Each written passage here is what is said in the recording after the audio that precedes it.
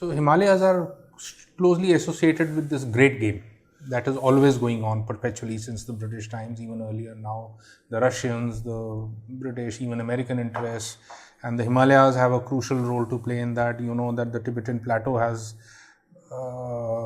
such a crucial, it is such a crucial asset that the Chinese, when they came in the 50s, and they took it over and ever since. So just explain a little how the Himalayas geostrategical influence pans out. See, the Himalayas, there are two things we need to understand about the Himalayas.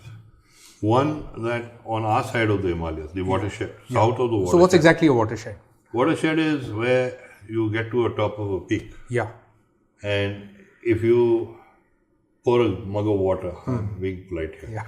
Okay. The water will flow either south or north. Okay. Or east or west. Okay. Depending on the alignment of the hill. Yeah. So it's easy for a surveyor to actually say कि अगर मैं यहाँ पानी डालूंगा बारिश यहाँ होगी तो पानी इधर जाएगा या इधर जाएगा. That line is your watershed. Okay. Now, every peak has a different watershed. Right. But the point is that there is a main watershed. So even if something on the secondary hill is flowing north, but it will then swing around and come back to the south. Yeah. It will not go and join the rivers on the other side of the watershed. So traditionally watersheds have been used to mark boundaries? Is that how? See, actually no. It has been done in the case of India and Tibet. Okay. The McMahon line was entirely based on that. On the watershed principle. Because you see, the concept of frontiers is something which was only introduced by Lord Curzon. 1904, 1905. In fact, the first partition of Bengal, right? Until then, how did you define boundaries? The Tibetans said, we have yaks, we need grasslands. So, ये plateau area हमारा है. The Indians, whichever the king in that area was, he said, मेरे तो ऊपर के area में सिर्फ बकरवाल है. मुझे बकरियों से मतलब है. तो चलो tree line is the dividing line. So this side of this is yours.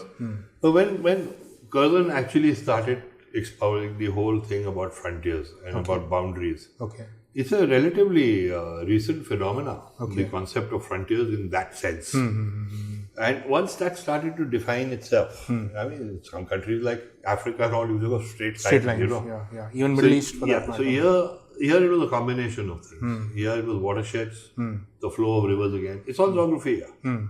So this is one thing we have to keep in mind. And in the Indian context, we have to realize that on the southern side of the watershed, we actually had a tremendous liability.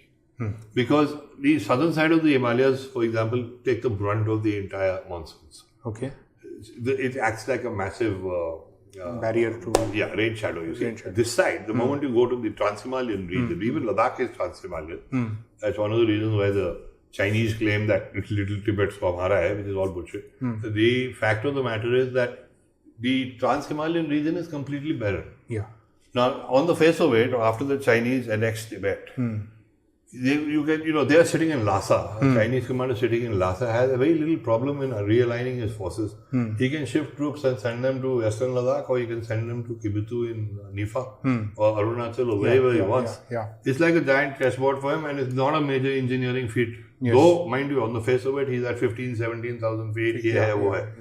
But the fact is, in our case, in Arunachal, if I have to, as the local commander, move troops 35 kilometers to east to west, I have to pull them right back to Assam, 600 kilometers, and go up another road. Maintaining those roads is impossible because of, not impossible, but these are fragile mountains. You have landslides, you have all kinds of issues, and water is the biggest erosion factor in the hills. Yes. So it's a very complex scenario. And this is one of the problems we have certainly faced over the years. The other thing about that we have to understand is that in the great game context, that Tibet has always been seen as the soft underbelly of China.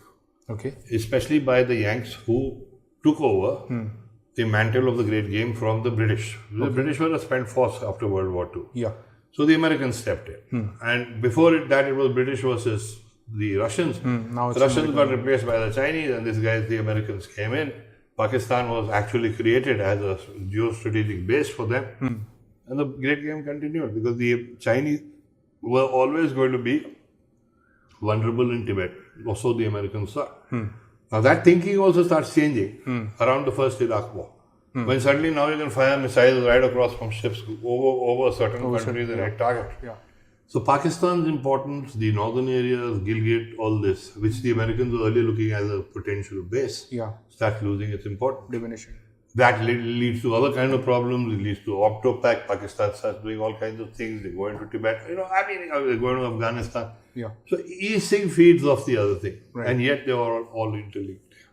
So the great game will never go away. It will, if anything, it's become greater and of a different nature. It's a past struggle it's now. Morphed into a thing. Right, great. And the Andaman Islands, now they are also a very strong geostrategic asset for India. How do you see their role in protecting the country? Or tomorrow, if an invader were to, the Japs took it over in World War II, how do you see Andamans as our asset? I don't know if you're aware of this, but Nicobar remained British territory till 1956. And not only that, they had actually wanted to give it to Pakistan. Because that time East Pakistan, there was West a debate. Pakistan, In fact, they wanted to retain it as a British colony also, I think, at some point. They did. When that became that they can't do it, they then tried to instigate Pakistan into, we'll give you Nicobar, hum ye kar denge, wo kar denge. See, our biggest asset is the Indian Ocean. We don't realize it. And one of the reasons is that we are a landlocked mentality. We have the greatest potential of the sea because we are a peninsula jutting into the Indian Ocean. The Indian Ocean named after us. We are the main country in this whole thing. But Delhi somehow has never really thought Navy. And that's been a great pity. Because we actually lost our independence when the threat finally came from the sea. Right? And then we didn't know what to do. So we mouthed off all that kind of stuff. I mean, you had Nehru say things like, who controls the sea, controls the country, etc. But have you actually done anything about it? Now, the Andaman Islands are actually straddling both the 6 and the 10-degree channels. Which lead up to the Malacca Strait. Right? I think 75% of the world trade flows through that. And China's entire oil supply, 90% of oil supply flows through China is only one part of it. You are sitting on the choke points. You have about 1,500 islands out there. So that makes it equally vulnerable to enemy's threat, because that's the first thing any enemy would want to take over. Take over what? If he comes and takes over an island, then you blast him out of it. Simple. Now you got a theatre command there. You have 1,500 islands. You can't defend 1,500 islands. In fact, you have a problem. Some of the Thai tourists and all are coming in, even bringing people there and saying this is part of Thailand and this is part of Burma and this is part of this, that and the other. Those are minor irritants. You have to see the larger picture. And the larger picture is that it's actually giving you a reach from the Coco Islands, which is actually touching and kissing both the Arakans and the both Bangladesh and Burma at one level. And you are stretching right down all the way down. You're just 40 nautical miles from the epicenter of where the tsunami took place. What is that place in Indonesia? Forgetting the name. It's something with the A. You are, look at the scope. You're going south of Sri Lanka, even latitudinally or even way beyond where Colombo and everything is. And look at what it does for you in your economic zones. Look at what it does for you in the overall scenario. Correct. These are irritants at present. India perhaps has had other priorities. We've had a lot of issues on the on the mainland, etc. The islands, once they start developing, they are floating. They are not floating. They are static aircraft carriers. Exactly. That's what I read somewhere. They're like a static. And eventually, our biggest asset are these, and not just the Andaman Islands. The same thing applies as much to the Lakshadweep Islands also. They are not very big. I think Agati is the only one which has an airstrip. And there also the Dornier, when you land, half the wing is over the water, It's just, these islands are 2 kilometers, 3 kilometers long, not even that. And places they are so narrow that you can hit a golf ball right across. I'm not kidding you. It's not a simile. It's actually true. But they're listing posts. They are right there. You're sitting there. And it depends on how you develop them. Correct. So, Fauji Days is publishing a book very shortly in June called Gyan Chakra on India's military strategy. And it's an anthology of about 22 articles by eminent military veterans, including 2 former chiefs. Now, I've just finished editing the book, and one of the things that comes out, or rather 2 concerns come out strongly across the articles. One is that India does not have a national security policy. The second is that the military is not involved in long-term policy formulation or designing the security strategy of the country. So, do you think these concerns of the military, and they're articulated by the veterans more, because serving people don't speak like that, right? So, it's the veterans' voice which brings these concerns again and again out and through newspaper articles, through such books, through. Do you think the concern is misplaced, or do you think there's a genuine gap there which needs to be addressed regarding the country's security policy and the military's participation in long-term policy formulation? Oh, absolutely. I mean, I have no doubt about it. I'll go one step further. Our border management is actually zero. Okay. I'm not saying zero in the zero sense. In the sense that as a knee-jerk, ad hoc things we are there. Right. They do something, we'll do this, ye karenge. But do we really have a policy? Do we really know what the hell is happening? Right. Different governments have different ways of espousing things. Right. It's very vital. I think the answer lies in exactly what you said. That it's the veterans who are actually articulating giving voice to this and yes. articulating this. But the guys who really need to be actually having the gumption. Yeah. And it's about time they develop the spine. Right. Actually standing up and saying that, look, we are the guys on the ground. If I'm the Northern Army commander, if I'm the Eastern Army commander, then I am it. Yeah. I need a policy. Yeah. If Doklam happens, don't leave it to interpretation on this level, that level. What is our national policy? Yeah. We don't seem to have one.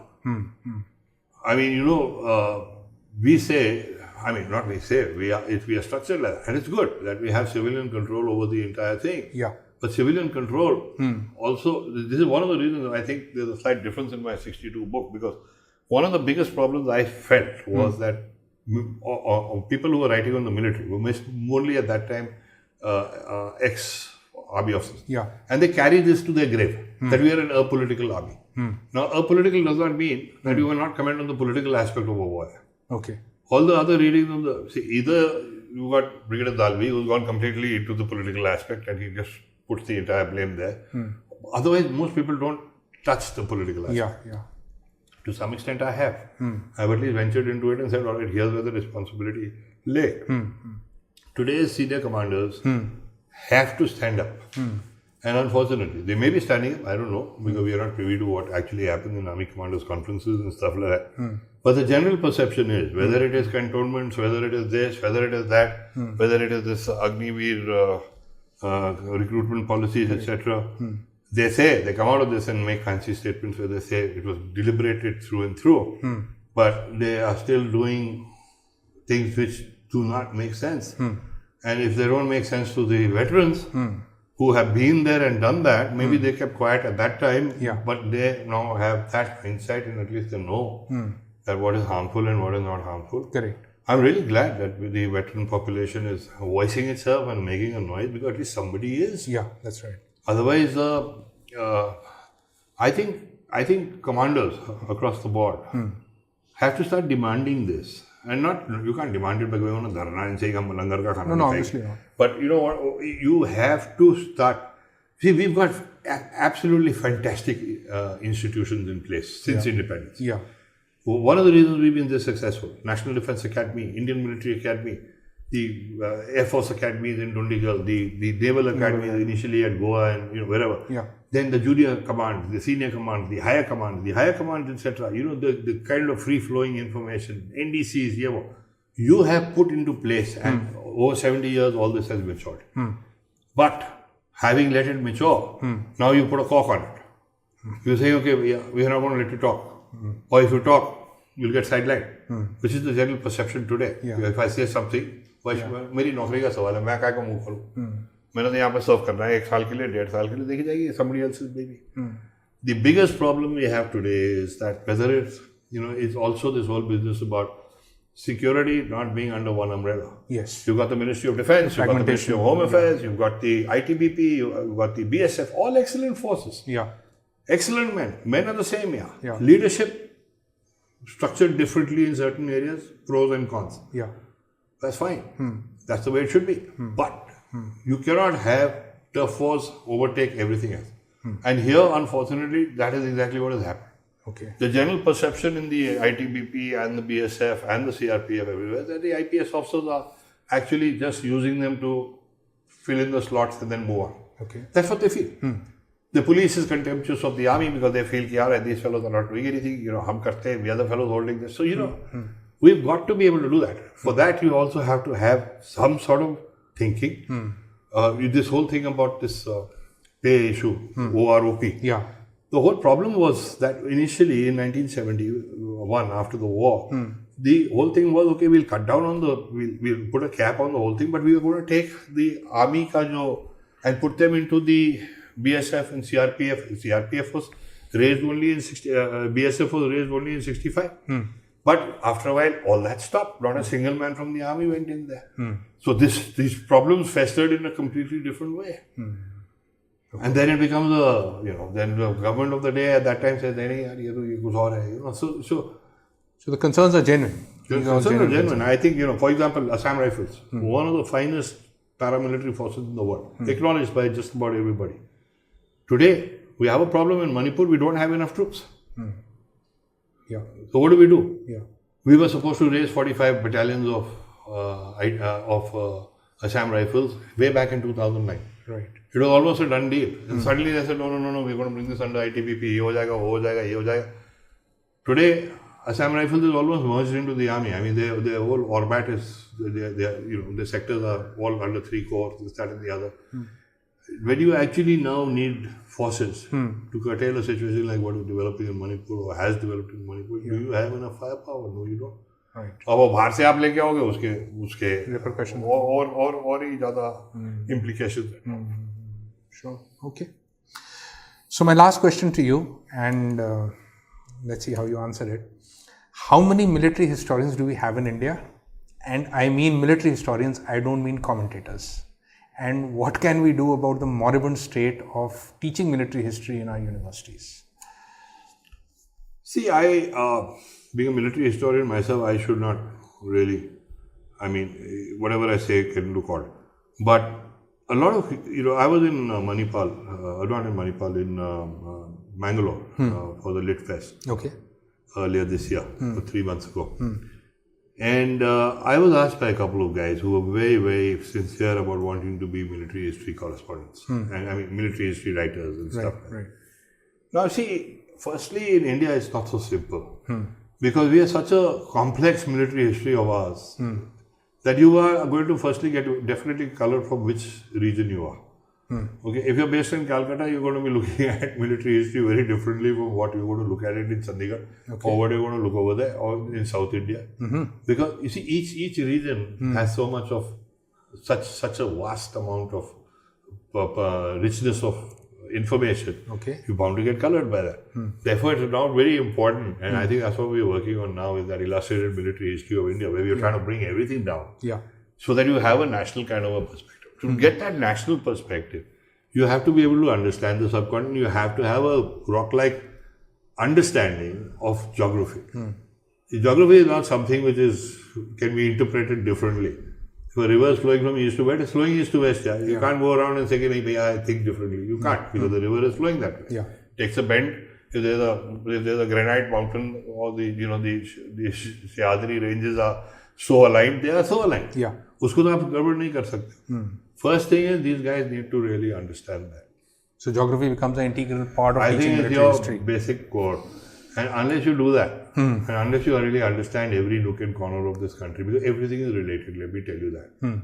What is happening in Manipur is also related to what's going to happen in Bombay tomorrow.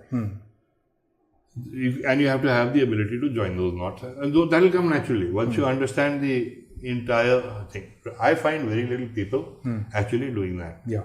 That is one. Secondly, I think when you're looking at military history, the very concept of history actually, it can be interpreted differently. I have filmed the Kargil War. I have experienced this again myself. So it's not hand-me-down knowledge, but it's actually something I learned myself. Yes. 3 of us go into a particular conflict situation.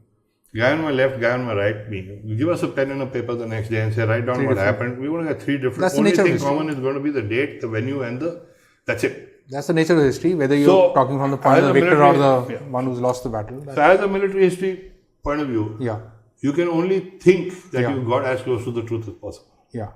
You can never be sure. Yeah. I wrote in 1962, I wrote in 1965. I'm supposed to be this. A lot of people sometimes say, oh, you know a lot about it. You want the truth? I know nothing about it. In fact, I am probably at 3 or 4%. And if that 3 or 4% qualifies me as being a guy who knows a lot about it, then I really wonder about who the, Yeah. Now, this is a problem. And the problem is the very nature of the subject is such. No, but that it's you can not never, as if we've not had historians. We've had so many eminent historians, but very few eminent military historians. The What is the reason for that is this. Yeah. The reason for that is that A, we have never looked at military history as being something which is a standalone subject. Okay, वो ठीक है, Battle of Panipat, such and such date. Battle of this, Haldigati, such and such date. Akbar reign, such and such. That was our concept of history. Do you blame kids if you don't want to learn history? History was what? It was the dates which you wrote down on your leg for the examination. Babur from this date, this was Humayun, and that will give you a pass mark so you failed. Yeah. That's not history. History is understanding what happened, and the only understanding you're going to get is if you actually start living it. This subcontinent has a problem. We are very huge. We need most people sitting in Chandigarh have not been to the Northeast. If they've been to the Northeast, then they are so wrapped up in the Northeast they haven't been to South India. Correct. Those who've been to South India have no clue about what's going on in Chhattisgarh. Yeah. So to that extent, I think I've been The lucky. Himalayas are so large that even you can't just lifetime you can spend, you will only scratch at it. Right. So it's a complex issue, and I think once you start looking at it, and if somebody really wants to get a grip on being considered a serious military history writer, first thing is you really start understanding this country, and the second thing you've got to keep in mind is that you are not the repository of Gyan after that. The problem is that because there's so few people, somebody gets a tiny foothold into military history. And suddenly he's a self-declared field marshal on the subject. I mean, it's a self-proclaimed field marshal, PhD, everything given. Yeah. The base package is that very few of us actually know what actually happened. Yeah. We can try and get to it as close as possible, but that doesn't mean that your version is absolutely right. The final version. So, yeah. Right. Thanks. Okay, so we wrap up the set of main questions for now, and let's move on to our rapid fire round today. And given the flavor of our discussions today, it's going to be a geopolitical rapid fire. Let me start. Which is a bigger problem, Pakistan or China? China, without a doubt. Okay. Can there be a nuclear war between India and Pakistan? No. Okay. Can there be another war with China? Yes and no. Okay. Yes, war, define it. It could be cyber, it could be economic, it could be anything. Right. Conventional war, I doubt it. Okay. The biggest strategic mistake that India has made in the past? Just about everything. Take your pick. 71. 71. We should have, this is not a rapid fire answer in the sense it's not one or two words. We should have asked Sheikh Mujibur Rahman and Bangladesh at that time to let us open the Kenpuli River axis again and get down to Cox's Bazar and that area. Because see, after there's a tri-junction there. You have Burma and we don't get to the sea. Yeah. So Mizoram, which was earlier all the trade used to go down the Kenpuli River into this thing, got sealed off with partition. Okay. And what happened? So today from Mizoram, you have to try go all the way up around Bangladesh and come down. Had we opened that little, which we are trying to do now, I mean, there was a talk about the Sitwe corridor and all that kind of stuff. If we had done that with Bangladesh, I think that we really had it on a plate there. I think it would be wonderful for Bangladesh. Okay. So, I'm just going to digress a little. Do you think IPK was a strategic mistake? IPK was a different kind of a mistake. And giving up Haji Pir? Those were blunders. They were not mistakes. Right. They were colossal blunders. Any other blunders you can think off the cuff? Plenty. I mean, I think our political understanding of military has really let us down. Okay. Letting the war letting Pakistan off the hook in 1965 was the biggest blunder. Yeah. We had we should have destroyed their war-making capability. And if we had done that, 3 million Bengalis wouldn't have lost their lives six months later. Precisely. Okay. The biggest strategic mistake that you think we are likely to make? Well, I hope we don't make it, but it's also blindly jumping into any of these blocks. Quad, Americans, this, that. There's no such thing as a freelance. Yeah.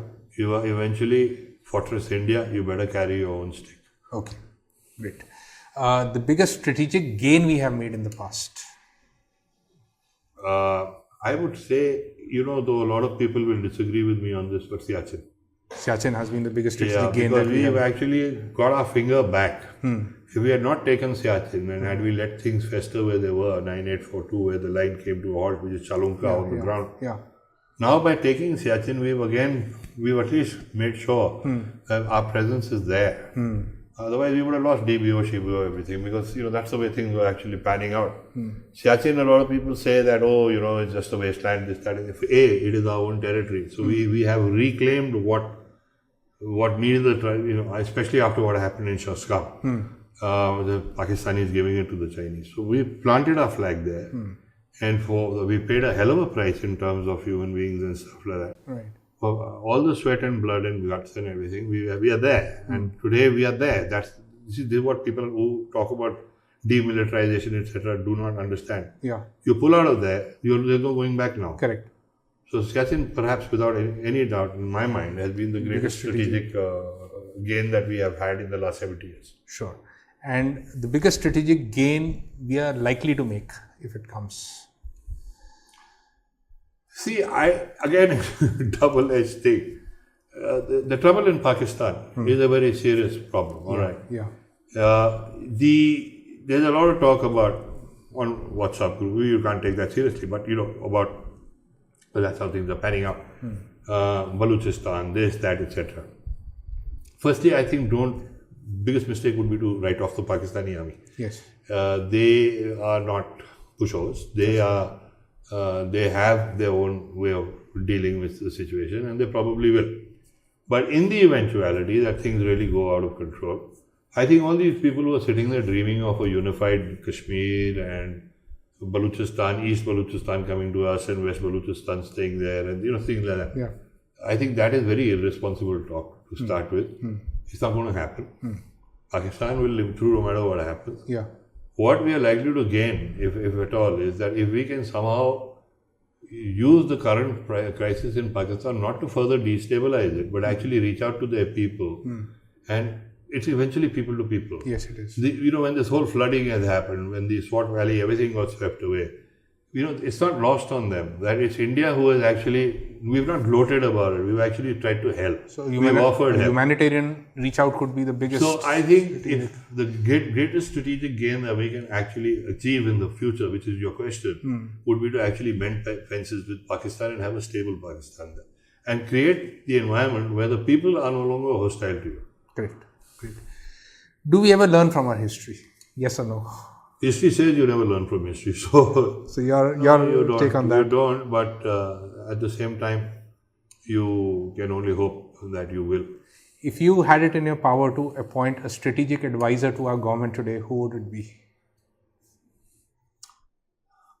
That's a very loaded question. Nobody from the army. Okay. Nobody from the police. Okay. Nobody from the external affairs either. All right. I'd actually go for academic who has a pretty good idea about geopolitics and stuff like that, right? And who's completely apolitical. Where are you going to find this guy is a different. You have some shortlist in your mind? No, I haven't thought that deep. I don't even know who the guys are. Okay. But you're asking me what kind of a person, it would be somebody who, though India first is the main qualifying criteria, but the point is that the reason why I'm ruling out these services is because they actually are colored and they have a little bit of blinkers on because of their service background. Right. So I try and find somebody from outside that, but with that same outlook. Great. And finally, the last one, your favorite military historian? I don't know if he qualifies as a military historian, but without a doubt, I think Slim's book, Defeat into Victory, is an absolute classic. Okay. One of the things, I mean, the British did in their writing was that whatever they believed, you could question the basic belief patterns, but their writing was very objective. So this one just struck me, the military historian to revile the most. You really want an answer to that? No, I don't have any favorites or dislikes at that level. Okay. There's or someone who you think has done great disservice by his writings. I mean, there are people whom There are people. In fact, I've named a couple of guys in Hindustani. I Okay. mean, I've had a running battle with a guy, with Colonel Ajay Shukla, for example. I shouldn't even call him Colonel Ajay Shukla. He's more known as Shuklaji. Okay. Because these people have misused their positions to try and push certain things through. Okay. And that, in my book, is an absolute no-no. Sure. Great. Pleasure, Kunal. I hope we'll continue with these conversations. Today was a fantastic session and it's been most illuminating, and I'm so grateful that you took the time out. Thank you, Pankaj. Let's Thanks meet a lot. again. Yeah, Thank you. sure. Bye-bye. Anytime.